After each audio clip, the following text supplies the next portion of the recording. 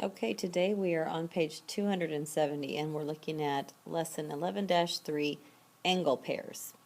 All right, what are some special pairs of angles? All right, so look at the scissors. Can you tell by looking at the angle between the blades what the angle between the handles measure?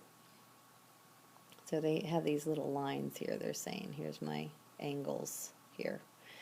All right, you need to know vertical angle. Okay, vertical angles are a pair of angles that are formed by intersecting lines that have no sides in common. For example, the blades and handles of the scissors form vertical angles. Let's look at the next page. So you want to know it's a pair of angles that are formed by these intersecting lines, just two lines intersecting like so, and they have no sides in common. All right, let's look at the next page. Okay, look on page 271. Congruent angles. Congruent angles have the same measure. Vertical angles are congruent angles. So, here's my two lines, NL and MK, and they form these vertical angles here and here. Okay, they're opposites. They're formed by two intersecting lines, and they do not have a side in common. If I was looking for angles that had a side in common, I would look at like this angle and this angle. And that's kind of sloppy here. Let me do it again. Let me erase this. This angle, MPN, and this angle, NPK, have a side in common. Okay, intersecting angles do not, or vertical angles do not. And they are congruent. So this measure, this arc inside the angle, show that they're congruent. This angle measures the same as this angle. So angle LPK is congruent to angle MPN. So you can write it like this, with the angle sign with your 3 points, the congruent sign, and again angle with your 3 points.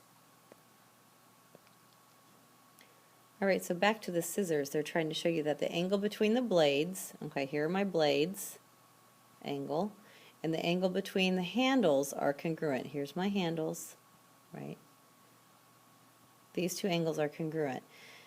And again, they have it said here. Now think about it. When you open these scissors up, if this goes this way, then this intersecting line moves, and this one will move out that way. So no matter how they're positioned, these two angles are going, these intersecting lines are creating these vertical angles that are congruent. Alright, let's look at other examples on page 270 here. We have adjacent angles.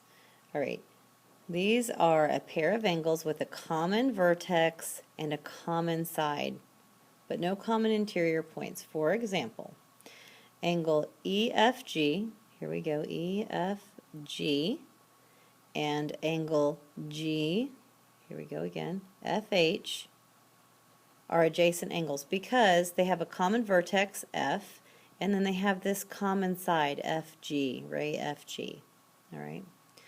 Complementary angles are two angles whose measures add up to 90 degrees. So think of complementary, think of 90 degrees. For example, these two angles, QRS and TUV, if I added 40 to 50, I'd have 90 degrees. So I could put those together and I'd have complementary angles. So complementary angles measure up to 90 degrees, while supplementary angles are two angles whose measures add up to 180 degrees. So for example, here I've got angle WXY is 140 degrees, and I have angle ABC whose measure is 40 degrees. Add those together and they would add up to 180 degrees. So these are supplementary angles.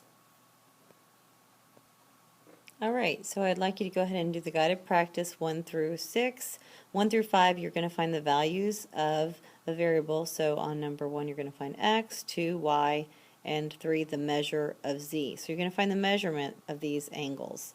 And then answer questions 4, 5, and 6. Bring them to class tomorrow, and bring a question if you have one. See you then.